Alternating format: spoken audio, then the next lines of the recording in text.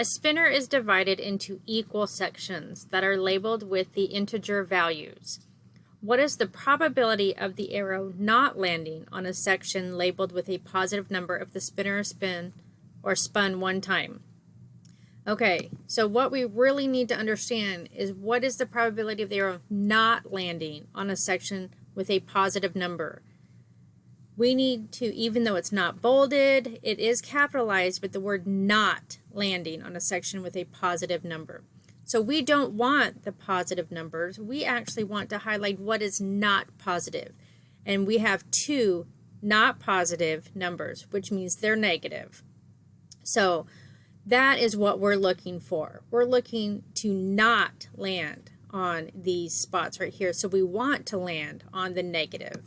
So when I write with my expo marker on my desk, I'm going to write probability not positive, which means I have 2. I could even write negative number in there if I wanted to. But if I'm following what it says right here, I want to not land on a positive number, so not positive. I have 2 that are not positive, and my total are 6. So I have 1, 2, 3, 4, 5, 6. So 2 out of 6. Now, if you'll look at your answers, that's not in there because we need to remember to reduce our fractions to its simplest form. So 2/6 can be reduced to 1/3 by dividing the top number and the bottom number by 2. So 2 goes into 2 one time, 2 goes into 6 3 times.